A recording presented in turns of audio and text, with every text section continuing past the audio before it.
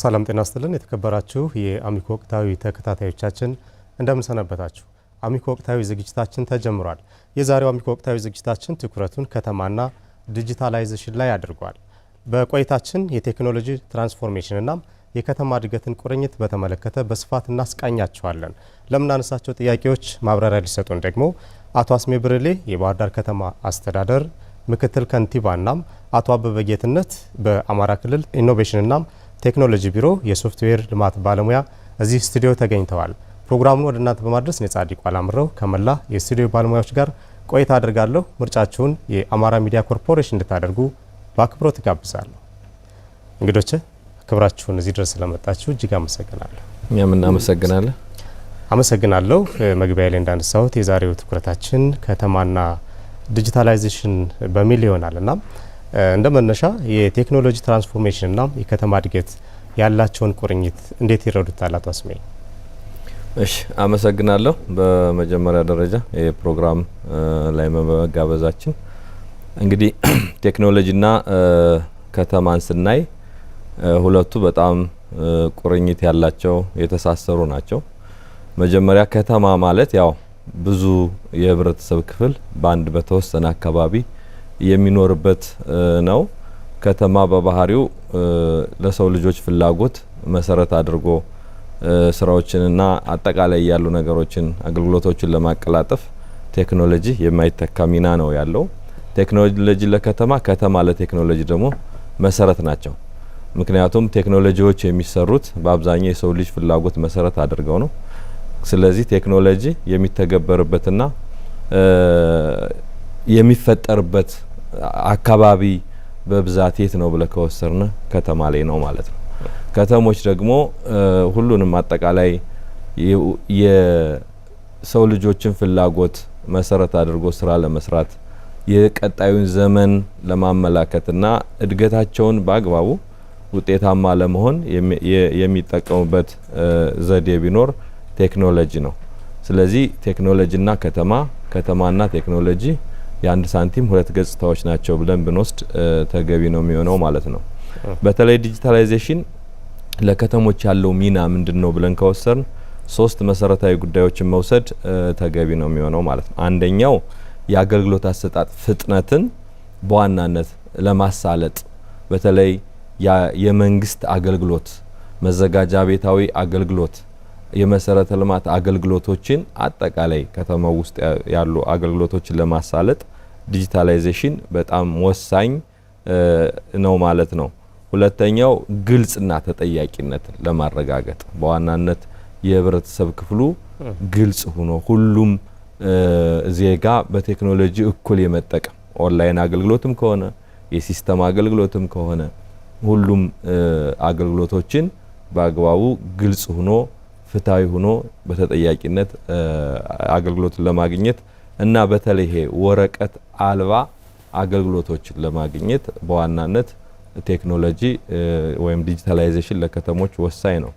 ሶስተኛውና መሰረታዊ ምሰሶው ደግሞ መረጃ ላይ መሰረት አድርጎ ውሳኔ ለመወሰን በተለይ ለአመራሩ አቅም የመሆን እድል አለው ቴክኖሎጂና ያው ዲጂታላይዜሽንን ወይም ዲጂታል ትራንስፎርሜሽንን ወይም የዲጂታል ሽግግርን ወስደን ስናይ በተለይ እዚህ በሰርቪሱ በአገልግሎቱ በከተሞች ሶስት መሰረታዊ ፕሮሰሶችን ያልፋል።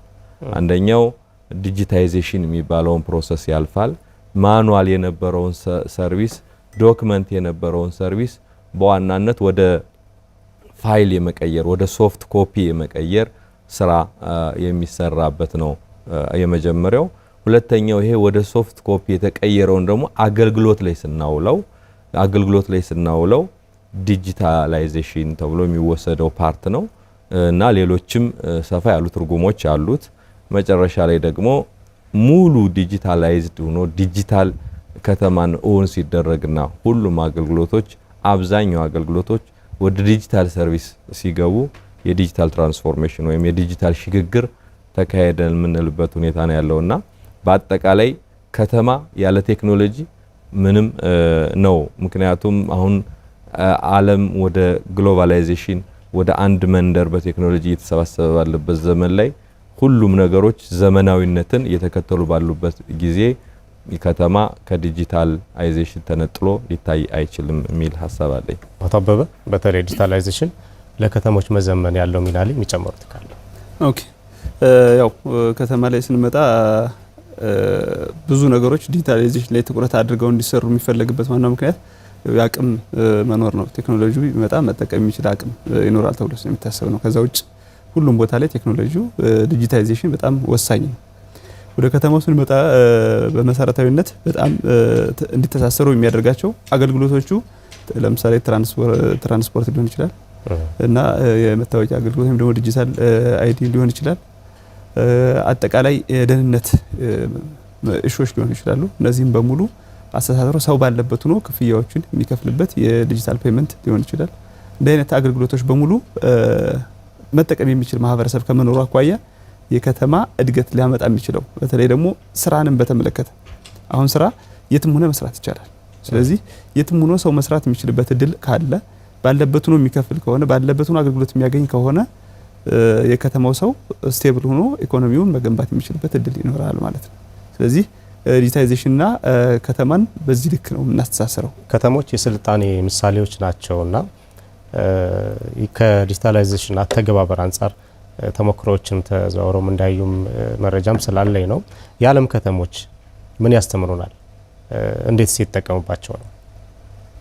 እንግዲህ ያው ዓለም አቀፍ ተሞክሮዎችን ስናይ በዋናነት ከተሞች በአጭር ጊዜ እንዲያድጉ ምክንያት የሆናቸው ቢኖር ከዚህ ከዲጂታል ጋር ተያይዞ ያለ ነው። በተለይ ስማርት ሲቲ ትግበራን በዋናነት ያፋጠኑ ከተሞች እድገታቸውን በአጭር ጊዜ ማረጋገጥ ችለዋል። እንግዲህ በቅርብ የቻይናዋ ሸንዘን ከተማ ላይ የአጭር የልምድ ልውውጥና አጭር የትሬኒንግ ፕሮግራም ነበረንና እንግዲህ ሸንዘን በዋናነት የቻይናዋ የቴክኖሎጂ ማዕከል የምትባል ከተማ ናት። እንደውም አንዳንዴ የቻይናዋ ሲሊኮን ቫሊ የምትባል ናት። ምክንያቱም የተለያዩ ሶፍትዌር ዲቨሎፕ የሚደረግባት የተለያዩ ቴክኖሎጂዎች ፎርሙሌት የሚደረጉባት እና በተለይ እነ ሁዋዌ እነ ባይዱ የድሮን ቴክኖሎጂ መነሻዎች የሆኑ ብዙ የቴክኖሎጂ ፈጠራ መነሻ ከተማ ናትና በዋናነት የዚችን ከተማ መነሻ ስናይ ትንሽዬ የአሳ ማጥመጃ መንደር የነበረች ናት። ዛሬ በቴክኖሎጂውም በአጠቃላይ በኤሌክትሮኒክስ ኢኮኖሚው ላይ በጣም ከፍተኛ ኢንፍሉዌንስ እያደረገች ዓለምን ኢንፍሉዌንስ እያደረገች ነውና በአጠቃላይ እዛ ከተማ ላይ ወስደን ስናይ መጀመሪያ ብለው ሲጀምሩ የጀመሩት አጠቃላይ የስማርት ሲቲ ትግበራን እና ከተማዋን ማዘመን የሰው ልጆችን ፍላጎት መሰረት ያደረገ በተለይ ይሄ ህይወትን ቀለል ሊያደርጉ የሚችሉ ቴክኖሎጂዎችን ባጭሩ በመጀመር እያሰፉ በመሄድ ለዓለምም ደግሞ አስተዋጽኦ እያደረጉ ያሉበት ሁኔታ ነው ያለውና ቴክኖሎጂ የሰው ልጆችን እንዴት እንደሚያስተሳስር እዛ ከተማ ላይ ማየት ይቻላል። በተለይ አንድ በጣም ሲሪየስሊ ካየነው ውስጥ አንዱ የትራፊክ ማኔጅመንት ሲስተማቸው ነው። የትራፊክ ማኔጅመንት ሲስተማቸው በመጀመሪያ ደረጃ የትራንስፖርት ሲስተሙን የህዝብ ትራንስፖርት በተለይ ከ16000 በላይ አውቶቡሶች አሉ፣ የከተማ አውቶቡሶች ከ22000 በላይ ታክሲዎች አሉ። እነዚህ ሁሉንም በኤሌክትሪክ ኢቪ ነው ያደረጓቸው ወይም ደግሞ የኤሌክትሪክ መኪና እንዲሆኑ ነው ያደረጉ። 100% ሸንዘን ከተማ ላይ አውቶቡሶቹ ታክሲዎቹ ኤሌክትሪክ ቬሂክሎች ናቸው፣ ኢቪ ናቸው። እና ይሄ በጣም የሚያስደንቅ ነገር ነው። እውነት ለመናገር ትራፊክ ማኔጅመንት ሲስተሙ ሁሉም ካሜራዎች አርቲፊሻል ኢንተለጀንስ የተገጠመላቸው ናቸው።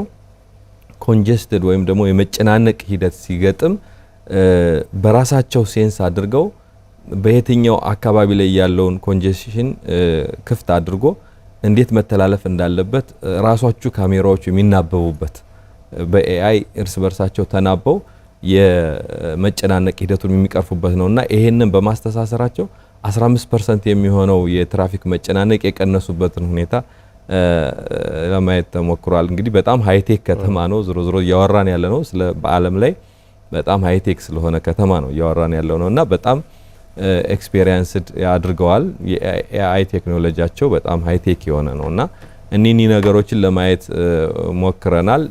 ሌሎችም በጣም ቀለል ያሉ ቴክኖሎጂዎች ስናስበው በጣም ከባድ ይመስሉ ግን ስንጠቀማቸው ቀለል ያሉ ላይፍን ኢዚ የሚያደርጉ ቴክኖሎጂዎች በሰፊው ይጠቀማሉ። ሌሎች ደግሞ አንዳንዶች ከተሞች ደግሞ በዋናነት ይሄ የዲጂታል ሊትሬሲን የመቅረፍ ዜጋው በተለይ እዚህ ላይ ዋናው ቁም ነገሩ ቴክኖሎጂ ቁስም አለ ሐሳብም አለ።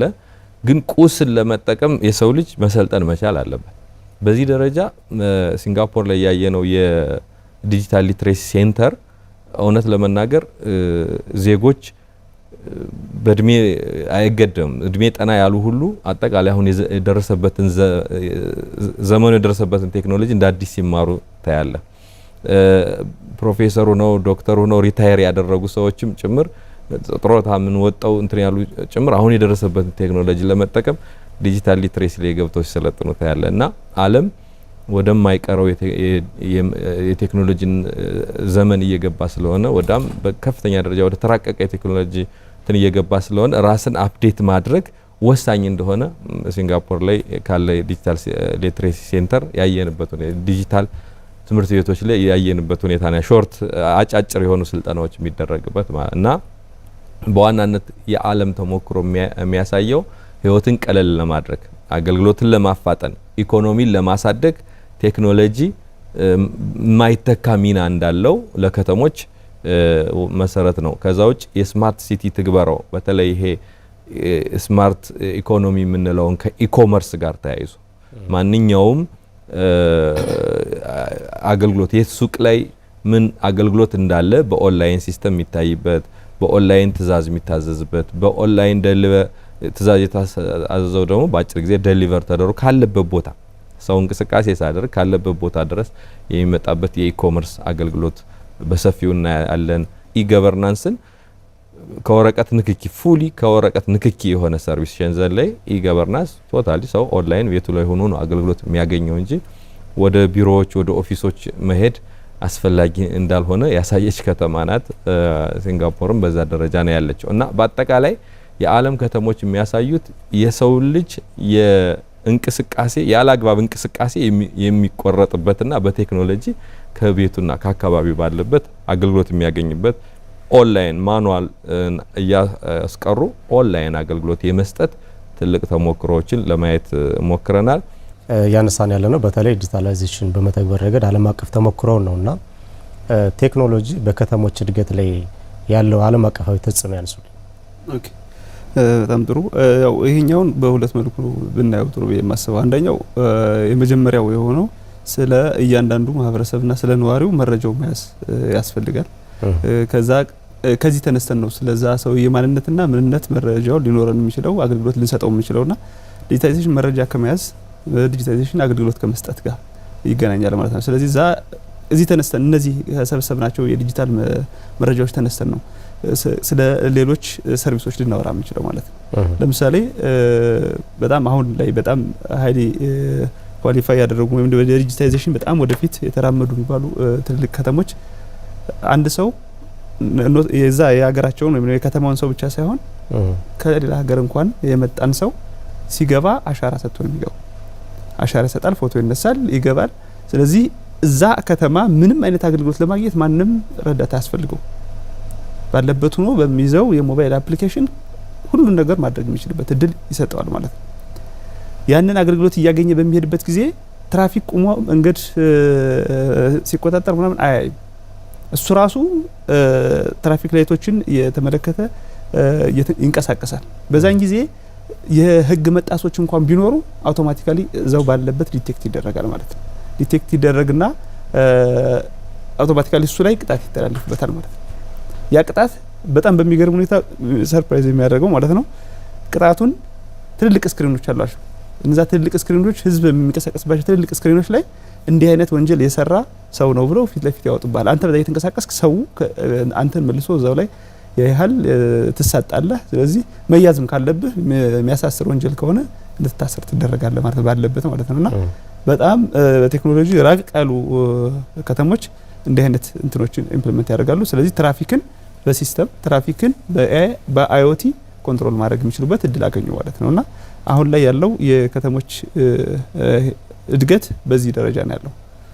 ከዚህም አልፎ ደግሞ አንድ ሰው ባለበት ሆኖ አገልግሎት ማግኘት አልፈን እንዲህ አይነት ፊዚካል የሆኑ እንቅስቃሴዎችን ኮንትሮል እያደረግን ወንጀልን መቆጣጠር ከቻልን የመጀመሪያው ደህንነት ኢሹ መልስ ያገኛል ማለት ነው። ስለዚህ ከተማ ላይ ያለው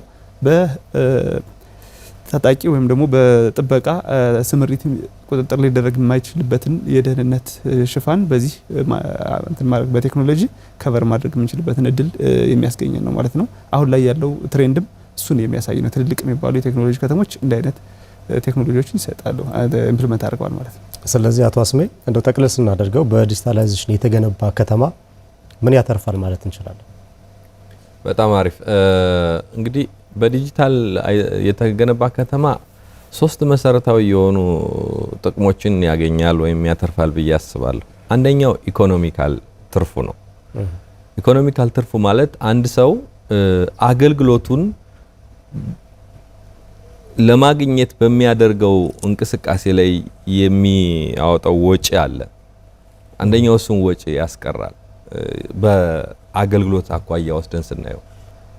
ሁለተኛው ደግሞ በዋናነት የንግድ ስርዓቱ ኦንላይን ሲስተም እየሆነ በሄደ ቁጥር የኢንቨስትመንት ፍሰቱ ኦንላይን እየሆነ በሄደ ቁጥር አገልግሎቶች ዲጂታላይዝ እየሆኑ በሄደ ቁጥር ጊዜን ይቆጥባል።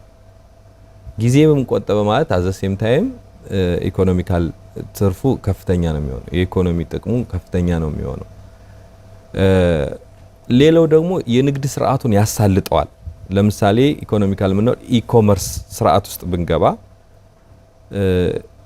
የትኛው አካባቢ ላይ ምን ምርት እንዳለ፣ የትኛው ላይ ደግሞ ምን ፈልገው እቃ እንዳለ ፍላጎታችንን በዲጂታል ሰርቪስ እናገኘው። አንደኛ የምንፈልገውን እቃ የምንፈልገውን አገልግሎት የማግኘት እንትናችን ፈጣን ነው የሚሆነው። ሁለተኛ አምራቾች በተለይ ደግሞ ምርታቸውን በኦንላይን የማሳየት ከሁሉም ተጠቃሚዎች ተደራሽ መሆን። በተለይ ይሄ የኛ ሀገር የንግድ ሰንሰለት ይታወቃል። አምራች አለ፣ በመካከል ደላላ አለ፣ በመካከል ጅምላ ቸርቻሪ እያለ ከተጠቃሚ የሚደርሰው የንግድ ሰንሰለቱ ብዙ ነገሮችን አልፎ ነው። በዲጂታል ሰርቪስ ውስጥ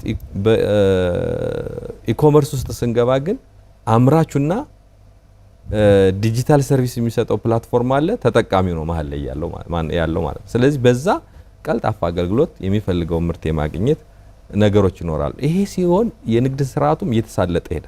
በዚህ ሂደት ውስጥ ደግሞ በዋናነት የገቢ ስርዓቱን ታውቀዋል፣ ትራንዛክሽኑን ታውቀዋል፣ ምን ያክል ግብይት እንደተፈጸመ ምን ያክል አገልግሎት እንደተሰጠ ይታወቃል ማለት ነው። ስለዚህ መንግስት ማግኘት የሚገባውንም የገቢ አቅም ያሳድጋል ማለት ነው። ሁለተኛው ግን ቴክኖሎጂ ደግሞ ጥቅሙ ማህበራዊ እርካታ ነው። ማህበራዊ እርካታን የሚያመጣው ጥቅም ነው በጣም በከፍተኛ ደረጃ የምናየው ማለት ነው። በተለይ አሁን ዛሬ የሶሻል ሚዲያ ዘመን ነው። ሶሻል ሚዲያ አንዱ ማህበራዊ እርካታን የምናመጣበት ነው። ለምሳሌ በዋትስአፕ ሊሆን ይችላል፣ በቴሌግራም ሊሆን ይችላል፣ ሌሎችም እንደዚህ የሶሻል ሚዲያ ኔትወርኮች ዛሬ ብዙ ግሩፖች አንድ ላይ ዲስከስ የሚያደርጉበት የቴሌኮም ስርዓቱን ተጠቅሞም ሊሆን ይችላል። በዋናነት ፊዚካሊ ፊት ለፊት መገናኘት ሳያስፈልግ ግንኙነቶችን ሲምፕሊ መፈጸም ይቻላል። ይሄ ቀላል ኔትወርክ አይደለም። በንግድ ስርዓቱ በጣም ትልቅ ነገር እያገዘ ነው፣ እያፋጠነ ነው። ይሄ የሶሻል ኔትወርኩን ደግሞ በዋናነት ደግሞ ከፍ እያደረገው ነው ያለና ይሄ አለው። ሌላው የአገልግሎት ጥራት ያመጣል። ስፔሻሊ ከተሞች ላይ ቴክኖሎጂን በመጠቀማቸው በደንብ የግንኙነት አግባብን እያሳለጠ የሚሄድበት አገልግሎት አሰጣጡን በጣም የሚያፈጥንበት በተለይ የመንግስት አገልግሎቱን የሚያፈጥንበት ማህበራዊ እርካታ አለው ማለት ነው።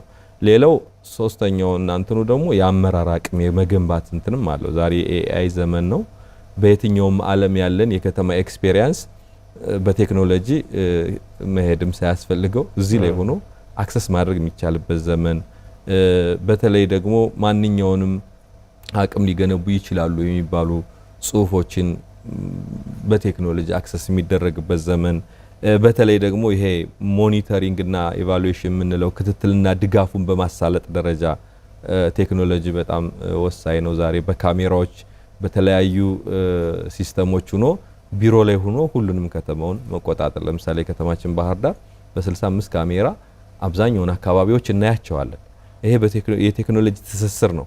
የሆነ አካባቢ ላይ መሄድ ሳያስፈልግ እዛ አካባቢ ላይ የሚፈጸመውን ነገር ማየት የመቻል አመራር ክትትል የአመራር አቅምን ከማሳደግ አኳያ ቴክኖሎጂ ዛሬ ዓለምን ወደ አንድ መንደር እያመጣ ስለሆነ እነዚህ አይነት ፋይዳዎች አሉ። ከከተማም ጋር ስናስተሳስረው ከተማ ደግሞ በባህሪው ብዙ ሰው የሚኖር በአንድ በተወሰነች አካባቢ ብዙ ሰው የሚኖርበት ስለሆነ ያንን ሰው አክሰስ ለማድረግ ቴክኖሎጂ መጠቀም የግድ እየሆነ ያለበት ዘመን ስለሆነ ከተማና ቴክኖሎጂ ወይም ደግሞ ቴክኖሎጂ ዲጂታላይዜሽን ለከተሞች ያለው ሚና ከፍተኛ ነው የሚል ሀሳብ አለኝ። ዲጂታላይዜሽን ስናነሳ በተለይ መሰረተ ልማት ይነሳልና ውድ መሰረተ ልማቶች የሚጠይቅም ሆኖ እናገኘዋለን። ከዚህ አንጻር አቶ አበበ ዲጂታላይዜሽን የሚፈልግ ከተማ ከመሰረተ ልማት አኳያ ምን ይጠበቅበታል ይላሉ? ኦኬ ያው ዲጂታላይዜሽን የመጀመሪያ መነሻው መረጃ እንደመሆኑ መጀመሪያው መረጃ መሰብሰብ አለበት። ከዛ እሱ መረጃ የምናስቀምጥበት ቦታ ያስፈልገናል። ስለዚህ እሱ መረጃ የምናስቀምጥበት ቦታ ዳታ ሴንተር ይባላል። ዳታ ሴንተር በትልቁ ያስፈልገናል። ቢግ ዳታ የምንለው ኮሌክት የሚደረገው ወይም ደግሞ አሁን ላይ ያለው ኤአይን ብንለው ሮቦትን ብንለው ሮቦት የሚሰራው በመረጃ ነው። ያ ሁሉ መረጃ ዳታ ሴንተር ላይ መቀመጥ አለበት ማለት ነው። ይሄ ዳታ ሴንተር ብዙ አይነት ኢንፍራስትራክቸሮች አሉት። እነዛ ኢንፍራስትራክቸር ተሟልተው ዳታ ሴንተሩ እንደ ዳታ መረጃ ይይዛል። ከዛ ደግሞ ዳታ ሴንተሩን ደግሞ ለማንቀሳቀስ ይሄን ሁሉ መረጃ ኮምፒውት ለማድረግ ወይም ደግሞ ስራ እንዲሰራ ለማድረግ ፓወር ይፈልጋል። ስለዚህ ኤሌክትሪክ ኃይል በጣም ወሳኝ ነው ማለት ነው። ከዛ ከኤሌክትሪክ ኃይል በተጨማሪ ደግሞ ዓለምን እርስ በርሱ የሚያገናኘው ደግሞ የጂአይኤስ እና ስማርት ሲቲ መረጃዎች ደግሞ አብረው ያስፈልጋሉ ማለት ነው።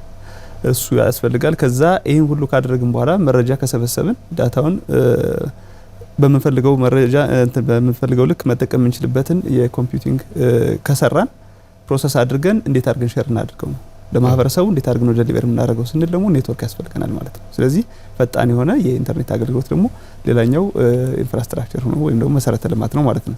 ስለዚህ እነዚህ ነገሮች በአንድ ላይ ሲኖሩ ነው ማህበረሰቡ ጋር ደርሰን አገልግሎታችንን ማድረስ የምንችለው ማለት ነው። አቶ አስሜ የከተሞች መዘመን ስናነሳ የተወሰኑትን አንስተውልኛል።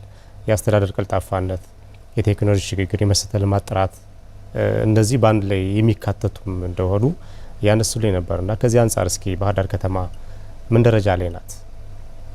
መልካም እንግዲህ ባህር ዳር በከፍተኛ ደረጃ ወደ ዲጂታላይዜሽን ወደ ዲጂታል ከተማ ለመሸጋገር ከፍተኛ ጥረት እያደረገች ያለች ከተማ ናት። ባህር ዳር እንግዲህ እንደሚታወቀው ዲጂታላይዜሽን ወይም ስማርት ሲቲ ግንባታ በዋናነት ለባህር ዳር የማይተካ ሚና ያለው እንደሆነ ከተማ አስተዳደሩ ስትራቴጂካሊ አቅጣጫውን ወደዚህ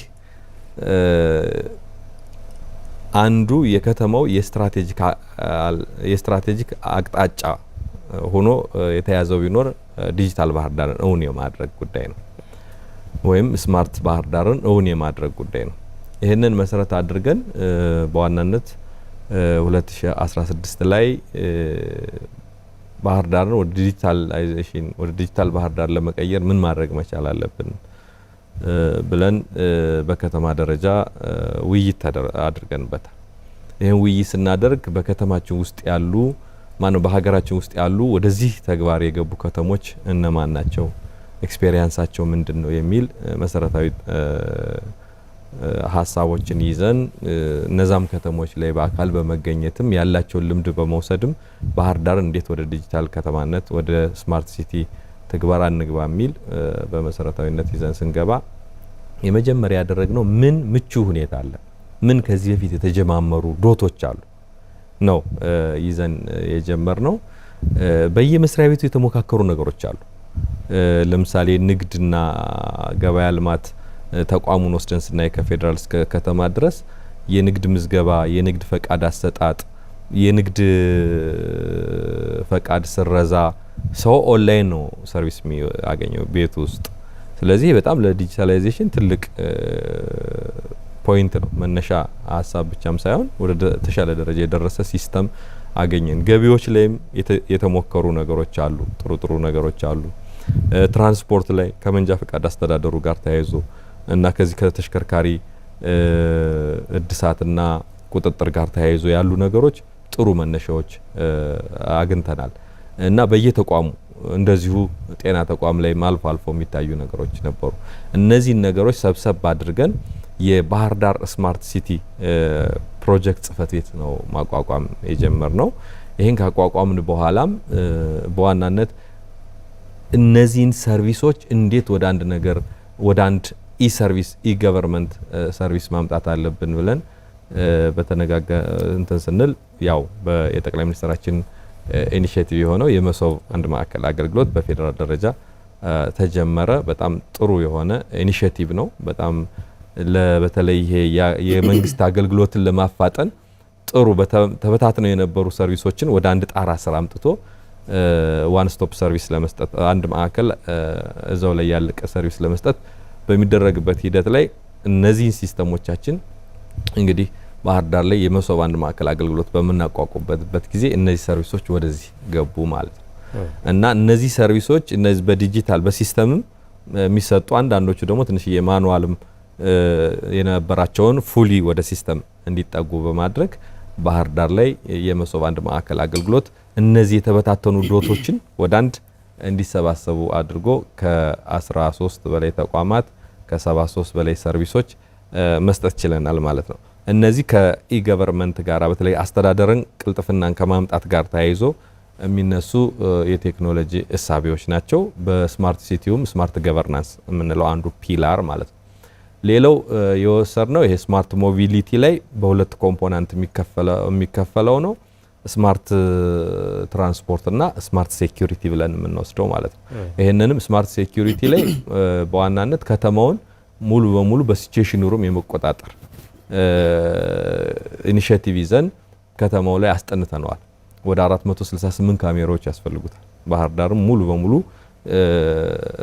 በሲቹዌሽን ሩም ለመቆጣጠር ማለት ነው።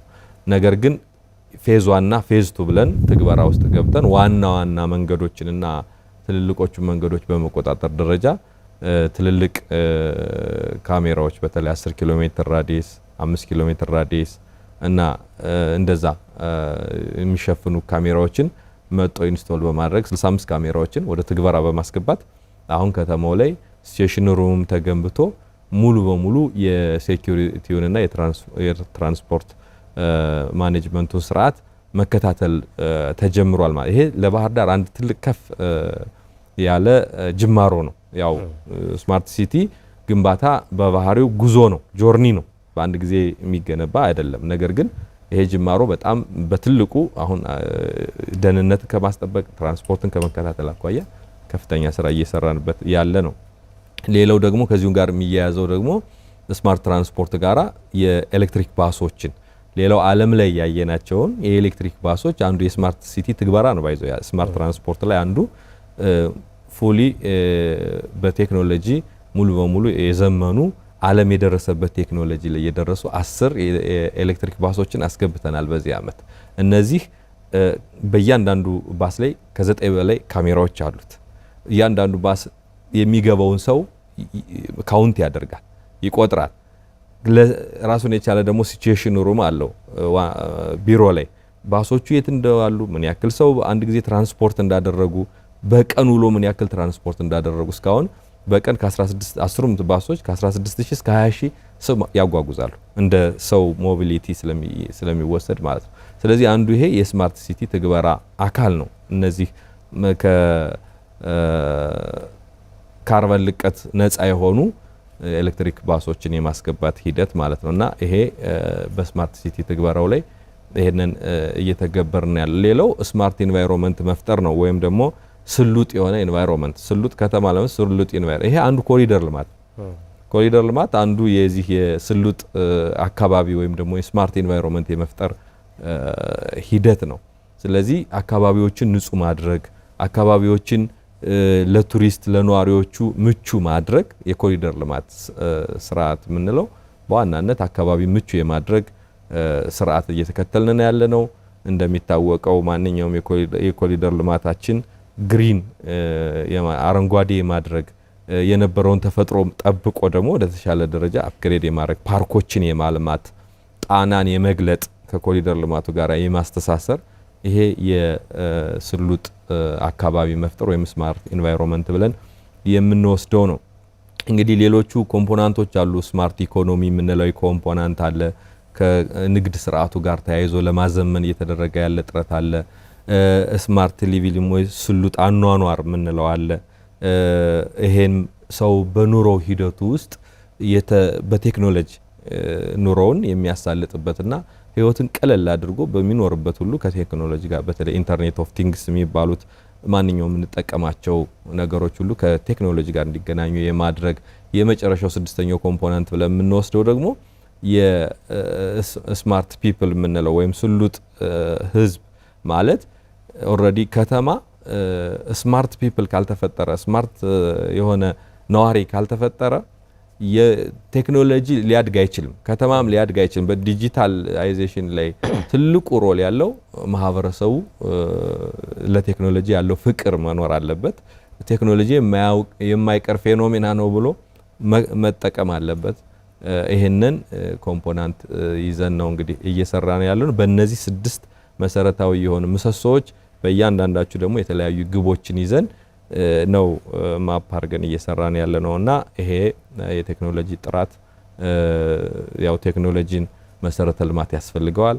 እነዚህ ነገሮችን ደግሞ ከከተማው አቅም ጋር አያይዘን ዲጂታል ባህር ዳርን እውን ለማድረግ በዚህ ሂሳብ እየመራን ነው ማለት ነው። ከተሞች ኤአይን በመጠቀም ሌሎችም ዲጂታላይዜሽን ዝርጋታዎችን ወደ ተግባር በማስገባት የትራንስፖርት፣ የኢነርጂ፣ የደህንነት አስተዳደራቸውን እነዚህ መረቦች መዘርጋት እንዳለባቸው ይታመናል እና አሁን እያየናቸው ያሉ ፍላጎቶች አሉ። ባህር ዳር ላይ ያለውን አሁናዊ ሁኔታ አቶ አስሜ ስለተገኙ ነገሩን እንጂ ሌሎችም ከተሞች ወደዚህ ስራ ገብተዋል እና አሁን ላይ የከተሞቻችን ፍላጎት ወደዚህ የመግባት ፍላጎት እንደ ኢኖቬሽንና ቴክኖሎጂ ቢሮ እንዴት አያችሁት? ምን ደረጃ ላይ ናቸው ማለት እንችላለን? አሁን ላይ ያለው ያው ከተሞቹ ሁሉም በእጃቸው ባለ ስልክ አገር የሚመሩ ሰዎች ባሉበት ሀገር እየኖርን ስለሆነ አሁን ላይ ብዙ ነገሮች ሲምፕል ናቸው። መረጃ በቀላሉ ማግኘት ይቻላል። ያለምን ልምድና እንደሚባለው ተግባራት በአንዴ ማዳረስ ይቻላል።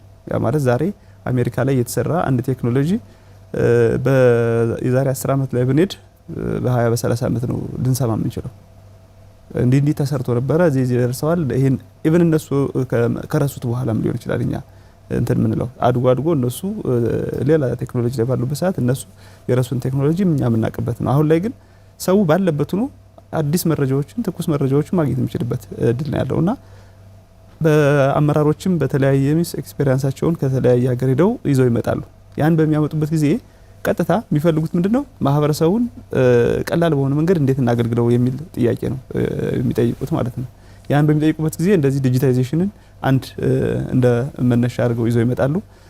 ከዛ ኤአይ ደግሞ የዲጂታይዜሽን ዋናው አካል ሆኖ እናገኘዋለን ማለት ነው። ስለዚህ ኤአይን ስንጠቀም ቅድም ስንላቸው ከነበሩ የትራፊክ ደህንነትን አሁን ለምሳሌ ባሉበት ነው መቆጣጠር ይፈልጋሉ፣ ባሉበት ነው መከታተል ይፈልጋሉ። ከዛ ከፍ ስናደርገው ደግሞ የአደጋ ትንባዮች ደግሞ አሉ።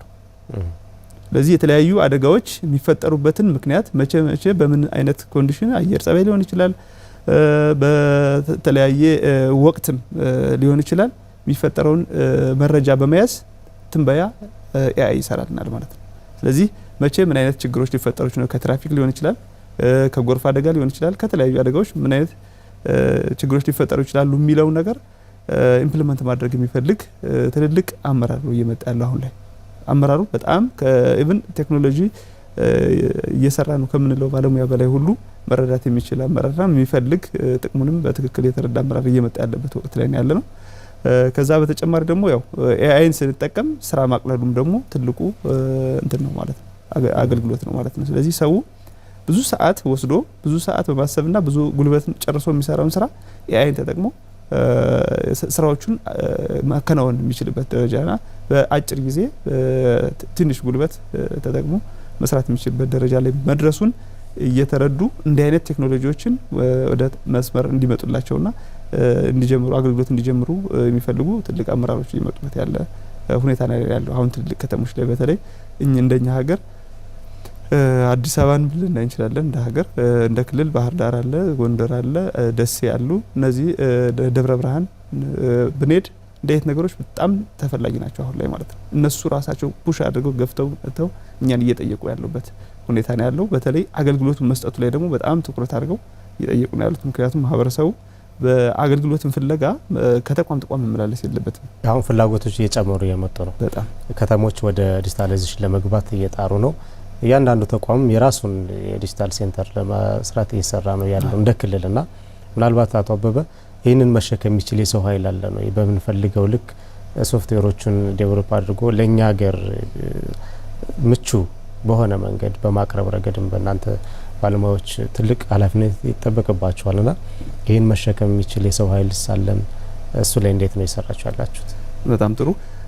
እዚህኛው ጋር ስንመጣ ያው አሁን ላይ የክልሉ መንግስት በሰጠው ትልቅ ትኩረት ምክንያት ተቋሙ ሪፎርም እየሰራለት ነው ያለው። ስለዚህ አሁን እስካሁን በነበረው እኛ ልንሸፍን የምንችለው በጣም ውስን ተቋማትን በመደገፍ ሊሆን ይችላል። አሁን ላይ ግን ማልማቱም ተጨመረ፣ መሰረተ ልማት ግንባታውም አለ። እሱን ማስተዳደሩ ደግሞ ሌላ ስራ ነው።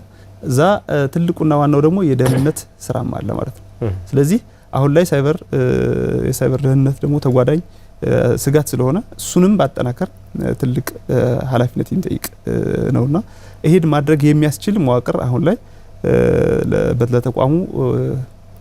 በተቋሙ በኩል ተዘጋጅቶ ጸድቆ ወደ ስራ ለመግባት ኦልሞስት በሳምንታትና በወራት ደረጃ የቀሩት ነው ማለት ነው። ስለዚህ የሰው ኃይላችን በዛ ልክ የመገንባትና በእያንዳንዱ ዲፓርትመንት ሰዎችን የማብቃት ስራ ደግሞ በቀጣይ ሰው ከተቀጠረ በኋላና የሚያስፈልጋው ሰው ኃይል ከተሟላ በኋላ የሚሰራ ስራ ይሆናል ማለት ነው።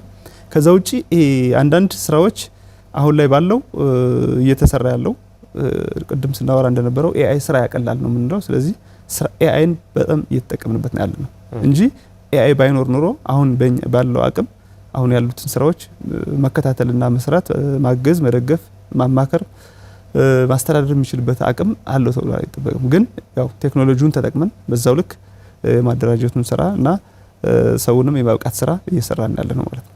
እያንዳንዱ ከተማ እቅድ ሊኖረው ይገባል። የአደጋ እና የቀውስ አስተዳደር ምናባዊ ቅጂዎችም ሊኖሩት ይገባል። የክትመት እድገቱ እነዚህ ነገሮች ባንድ እንዲይዝ ወደሚያስገድድበት ሁኔታ ላይ የደረሰ እንደሆነ ያነሱልኝ ነበርና በዚህ ዘርፍ የተሰሩ ያሉ ስራዎች እና ቀጣይ ምን ያስፈልጋል የሚለው እንዲያነሱልኝ ይፈልጋለሁ። በዛው መሶብ አገልግሎት እንዲሁ መረጃዎች ወደ አንድ አስተዳደር መምጣታቸው የዲጂታል ስርዓቶች በመጠቀም ተገቢ እንዲሆን አንድ ማሳያ ሆኖ ያየናቸው ነው። የባህር ዳር ከተማ አስተዳደር ወደ ስራ ያስገባው የመሶብ አገልግሎት ምን ያህል የሰውን ህይወት ያቀለለ እንደሆነ በተግባርም እያየን ነውና ከተሞች አካታች አስተማማኝ አስተዳደር እንዲገነቡ ማድረግ ረገድ መሶብ ይዞት የመጣውን እድልም ከዚሁ ጋር ያይዘው እንዲያደርሱልኝ እድል ስጥ። መልካም እንግዲህ ያው እንዳነሳው ከተሞች በተለይ በሀገር ደረጃም ይሄ አርባናይዜሽን የምንለው ክትመት በጣም በከፍተኛ ደረጃ እያደገ ነው የመጣው። ባህር ዳርም ነዋሪዎቿ ቁጥር በከፍተኛ ደረጃ እየጨመረ ነው የመጣው። የከተማዋም የክትመት ምጣኔም በከፍተኛ ደረጃ ፈጣን ክትመት ፈጣን እድገት ላይ ነው ያለችው። ይሄ በባህሪው ራሱ ይዞት የሚመጣ ነገር የህዝብ ቁጥር እየጨመረ ከመጣ የተለያዩ አገልግሎቶችን ይጠይቃል። የመኖሪያ ቤት አገልግሎቶች አብረው ይመጣሉ። የንግድ ስርዓቱ በከፍተኛ ደረጃ መጨመር ይመጣልና እነዚህን ነገሮች በፕላን ለመምራት ይህንን ክትመቱን በፕላን ለመምራት ጠንካራ አስተዳደር ያስፈልጋል። ጠንካራ ዘመናዊ የሆነ አስተዳደር ያስፈልጋል። ስለዚህ እዚህ በፊት እንደነበረው በሰው ኃይል ብቻ ፊዚካል በመገናኘት ብቻና ቢሮ ቁጭ ብሎ ወንበር ላይ በማስተናገድ ብቻ የከተማና አስተዳደርና የማህበረሰብ እርካታ ማረጋገጥ አይቻልም። እንግዲህ ይሄንን የተረዳው መንግስታችን ክቡር ጠቅላይ ሚኒስትሩ ይሄንን የመሶብ አንድ ማዕከል አገልግሎት ኢኒሺዬቲቭ እንዲመጣ የተደረገው ነገር ይሄ ነው። አሁን እርካታ እንላለን። እርካታ ብቻውን ዝም ብሎ ሊመጣ አይችልም። እርካታ በቴክኖሎጂ ካልታገዘ፣ እርካታ ፈጣን የሆነ አገልግሎት በጊዜ የተገደበ አገልግሎት መስጠት ካልቻልን ችግሮች እየሰፉ ነው የሚሄዱት፣ ችግሮች እየተደራረቡ ነው የሚሄዱት። ለዚህ ደግሞ ቴክኖሎጂ በጣም ወሳኝ ክስተት ነው የሚሆነው ማለት ነው።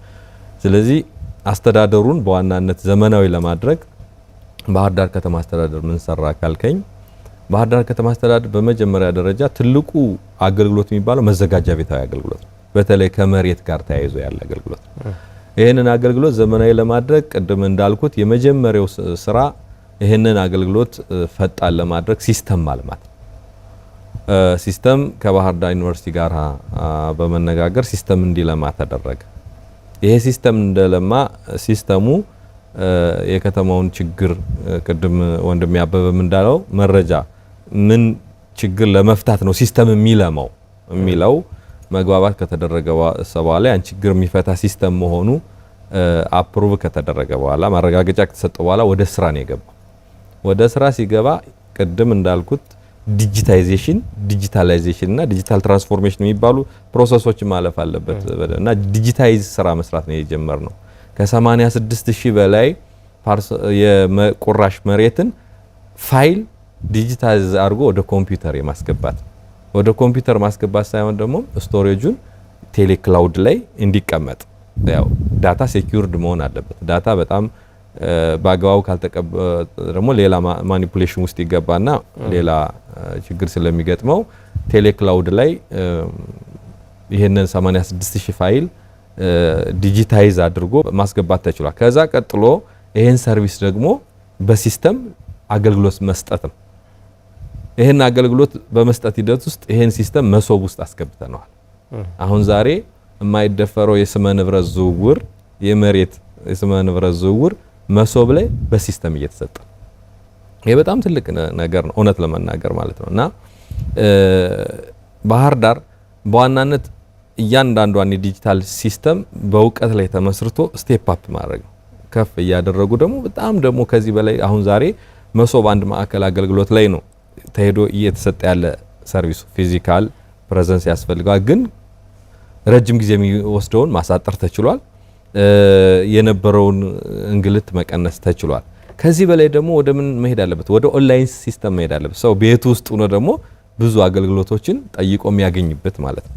እና አሁን በሲስተም አገልግሎት መሶብ ላይ እየተሰጠ ያለበት ነውና እዚህ በተለይ መዘጋጃ ቤታዊ አገልግሎት የሚባለውን በተቻለ መጠን ሁሉም ሰርቪሶች ባይሆኑም ሁሉም አገልግሎቶች ባይሆኑም በጣም ወሳኝና የህዝብ አቤቱታና ሮሮ አለባቸው የሚባሉ ሰርቪሶችን ወደ መሶብ አገልግሎት ማስገባት ተችሏል። እስካሁን ባለው ወደ 31,000 በላይ ተገልጋይ ከመስከረም 25 ጀምሮ እስካሁን ባለው አገልግሎት ተሰጥቶበታል።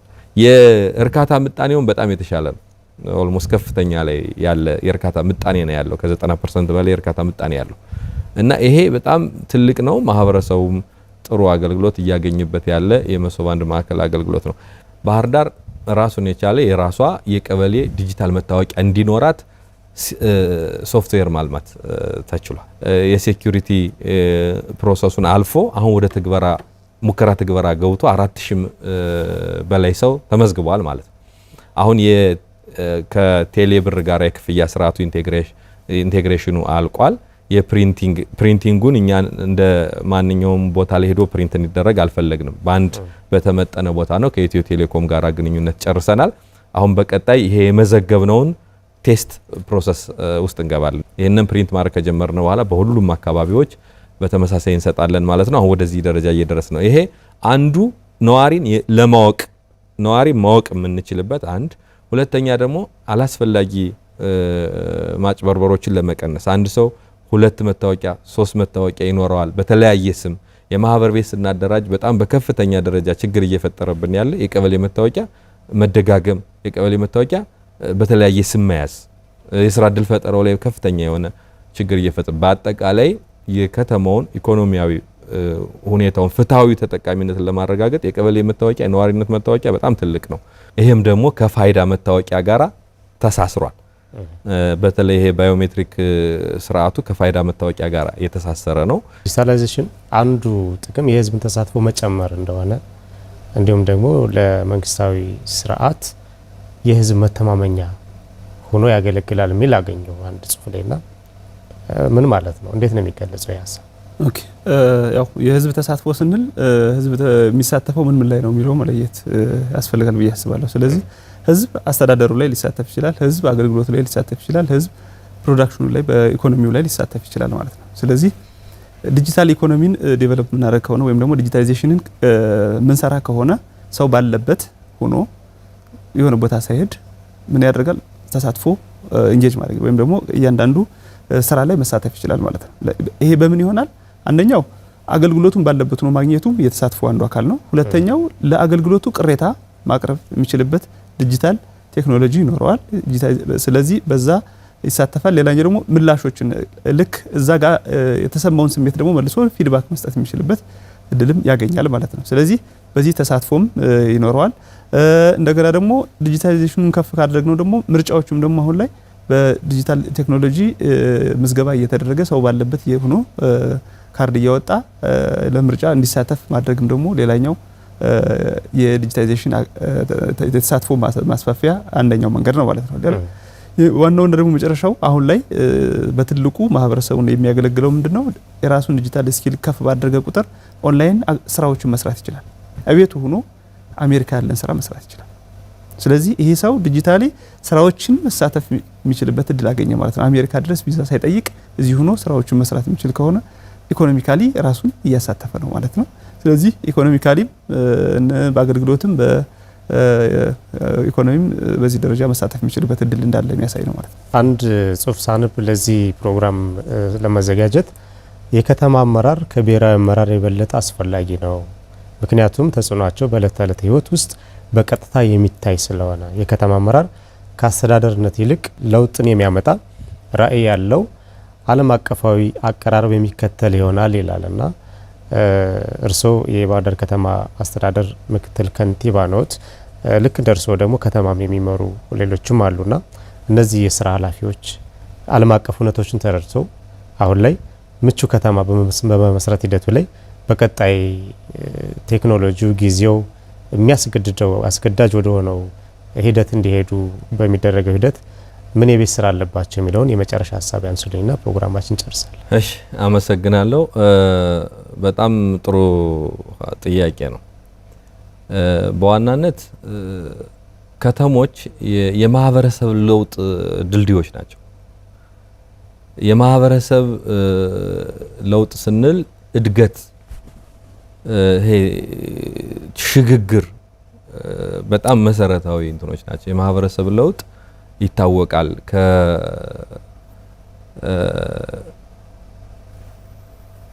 አራት የማህበረሰብ ለውጥ እንቅስቃሴዎች አሉት ተብሎ ይታሰባል። ይሄ ቅድመ ለፕሪቴክ ኦፍ ሶሳይቲ የሚባለው ማለት ነው። በተለይ መሬትን መሰረት አድርጎ ኢኮኖሚውን የገነባው ማህበረሰብ ወደ ኢንዱስትሪያል ሶሳይቲ ወደ ኢንዱስትሪያል ማህበረሰብ ለመሸጋገር የትራንስፎርሜሽን ሂደቱ በዋናነት የሚያሳልጡት ከተሞች ናቸው። ከገጠር ያው ከተማ ሲባል በአብዛኛው መዘመን፣ መሰልጠን እና ለመጪው ዘመን ወይም ደግሞ ለበለጸገች ሀገር ለለማ ማህበረሰብ በዋናነት የሽግግር ድልድይ ሆነው የሚያገለግሉት ከተሞች ናቸው። ስለዚህ ዘመናዊነት ከከተሜነት ጋራ የሚተሳሰር ነው። የበለጸገ ኢኮኖሚ የሚረጋገጠው በዋናነት የከተሜነት ምህዋሩ ሲለወጥ ነው። ከተሜነት ከስልጣኔ ከዘመናዊነት ጋራ የሚገናኝ ስለሆነ ይሄንን የሚመራው አመራር ደግሞ ይሄንን አውቆ የሚመራ ቀድሞ አስቦ ከተሞች ወደየት ሊሄድ ይችላሉ፣ የማህበረሰብ ለውጡ ወደየት ሊሄድ ይችላል ብሎ አስቦ የሚመራ አመራር ያስፈልጋል። ለምሳሌ ሲንጋፖር 1958 እስከ 65 የፌዴሬሽን ትሯን ከጨረሰች በኋላ ሊኩያን የሚባሉ መሪ መጣው ነው ሲንጋፖርን ትራንስፎርም ያደረጓት ወደ በለጸገ ሀገር የወሰዷት እንጂ ሊደርሺፑ ያንን ማፕ አድርጎ በምን መርህ ላይ መከተል አለብን? ከተሞች ወደየት መውሰድ መቻል አለብን? ከተሞች እንደተባለው የሀገር ብልጽግና መሸጋገሪያን ብቻ ሳይሆን ወደ መጨረሻው ጫፍም ስንደርስ የከተሞች ስልጣኔ ነው የሀገር እድገት ተብሎ የሚወሰደው እና እንደዛ አገራት የሚሸጋገሩት በጠንካራ ሮድማፕ አስተሳሰብ ነውና ወደ በልጸግ ሀገር ለመውሰድ ጠንካራ ዓለም አቀፍ ሂደቱን የተከተለ አመራር ያስፈልጋል።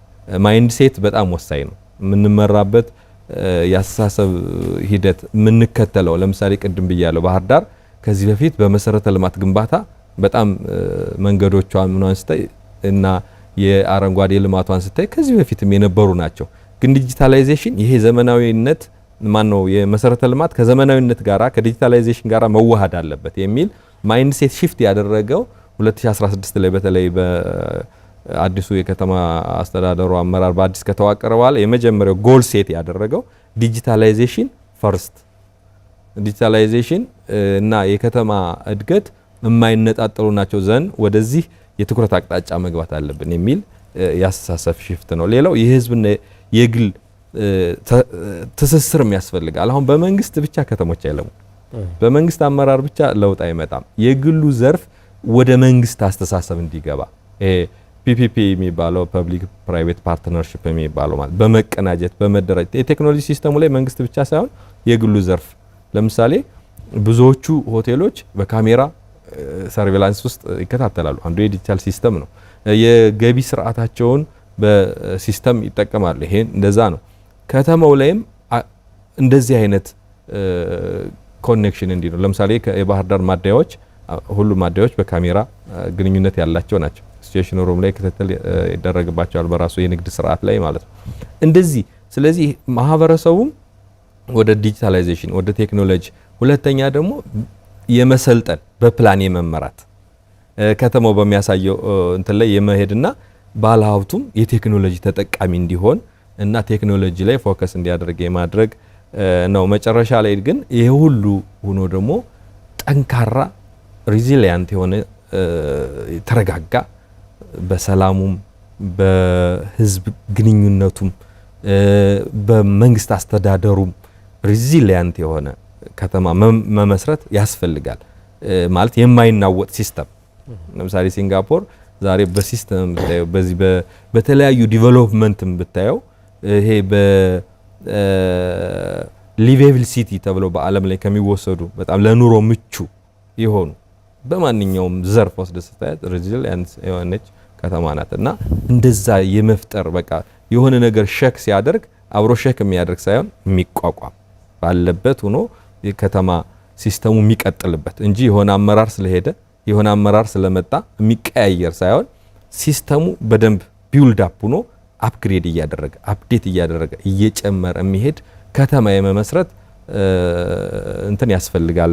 በሌሎችም ከተሞች እንደ ባህር ዳርም ይሄን አሰበ ዛሬ ምን ጥላት ዶት የምትፈርሳቶን ነገ አፕግሬድ የምታደርግ እነዛ ዶቶች ደግሞ ሲገናኙ ስማርት ባህር ዳር፣ ስማርት ጎንደር፣ ስማርት ደሴ፣ ስማርት ኢትዮጵያ ላይ ያሉ ከተሞች መጨረሻ እነዛ ዶቶች ሲገጣጠሙ ስማርት ዲጂታል ኢትዮጵያ የመመስረት ትልቅ እንትን ነውና በተለይ በሀገር ደረጃ ያለው ኢኒሺዬቲቭ ዲጂታል 2025 በጥሩ ሁኔታ አነቃቅቶት ነው ያለፈው። ዲጂታል 2030 ደግሞ የበለጠ ደግሞ ከዚህ በላይ አፕግሬድ ያደርጋልና ፋውንዴሽኑ ለከተሞች ምቹ ነው። የመንግስት አስተዳደር የመንግስት ፖሊሲው ይሄንን ይዞ የሰለጠነ ሀገር ለመመስረት ከተሞች በጣም መሰረትም ናቸው ወሳኝም ናቸውና እዚህ ላይ ያለው አስተዳደር ደግሞ በጣም በእውቀት ከተሞች በእውቀትና በእውነት ነው የሚመሩት። አቶ አስሜ ብርሌ የባህር ዳር ከተማ አስተዳደር ምክትል ከንቲባ እንዲሁም ደግሞ አቶ አበበ ጌትነት በአማራ ክልል ኢኖቬሽንና ቴክኖሎጂ ቢሮ የሶፍትዌር ልማት ባለሙያ በነበረን ቆይታ እጅግ ደስተኛ ነኝ። በአሚኮ ወቅታዊ ተከታታዮቻችን ስም እጅግ አመሰግናችኋለሁ። እኛም እናመሰግናለን። የተከበራችሁ የአሚኮ ወቅታዊ ተከታታዮቻችን ትኩረቱን ከተማና ዲጂታላይዜሽን ላይ ያደረገው የዛሬው ወቅታዊ ዝግጅታችን በዚህ ተጠናቋል። ፕሮግራሙን ወደ እናንተ በማድረስ እኔ ጻድቁ አላምረው ከመላው ስቱዲዮና የካሜራ ባለሙያዎች ጋር ቆይታ አደረግን። በሌላ ጊዜ በሌላ ርዕሰ ጉዳይ እንጠብቃችኋለን። ሰላም።